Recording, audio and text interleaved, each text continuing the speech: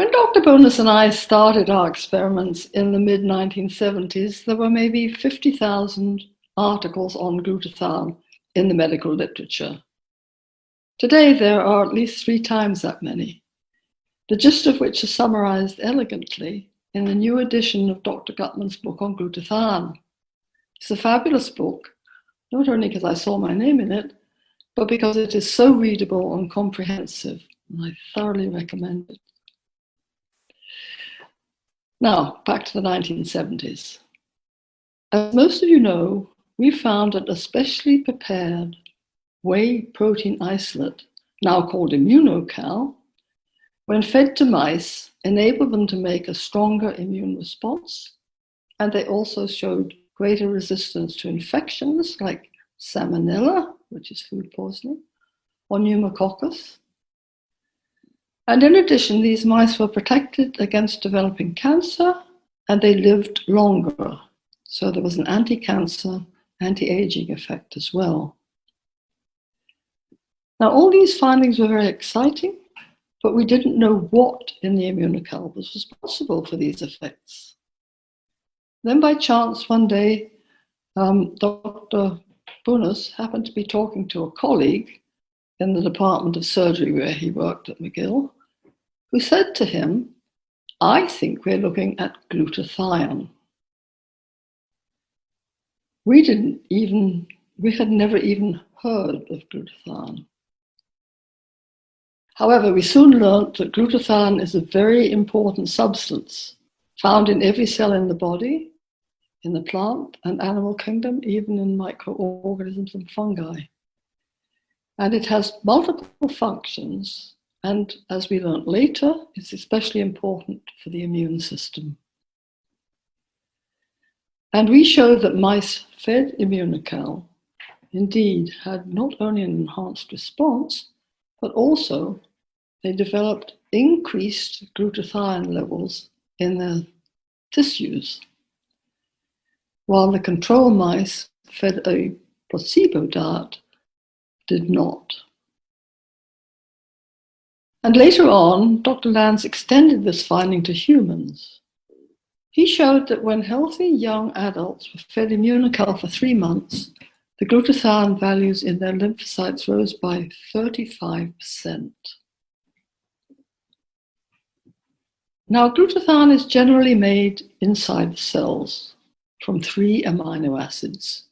2 of them, glutamine and glycine, are plentiful in the body and in the food we eat. But the third one, cysteine, is not.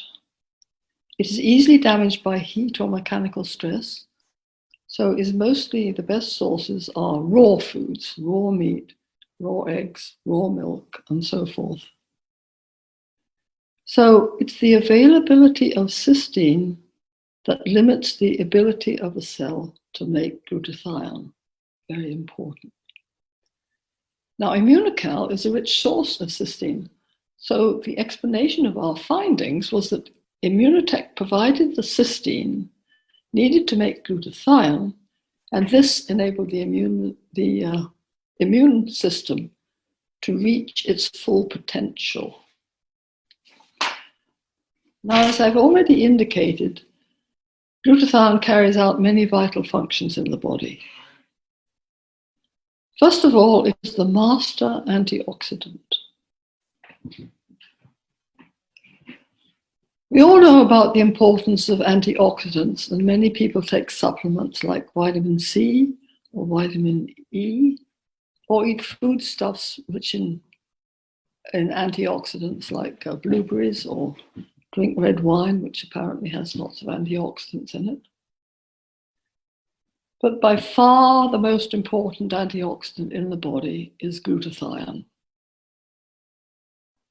Now, the reason we need antioxidants is because there are a number of oxidative species continually being produced in the cells, and these are commonly called antioxidants or free radicals.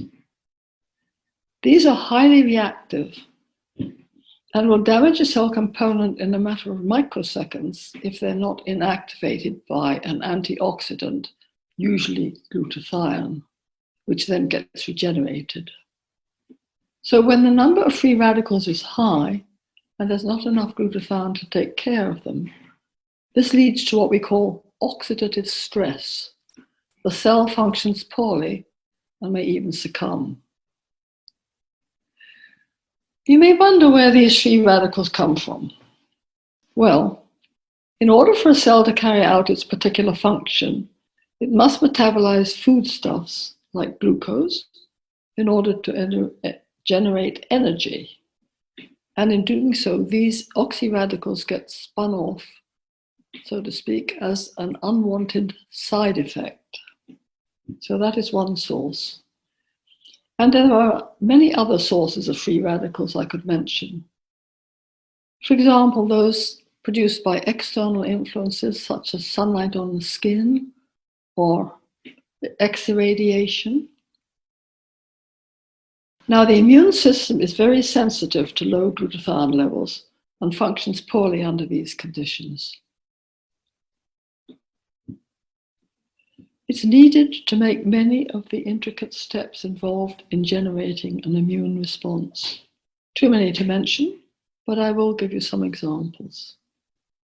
First of all, the lymphocytes must multiply in order to produce an immune response. A single cell develops into as many as 500 daughter cells, forming what is called a clone.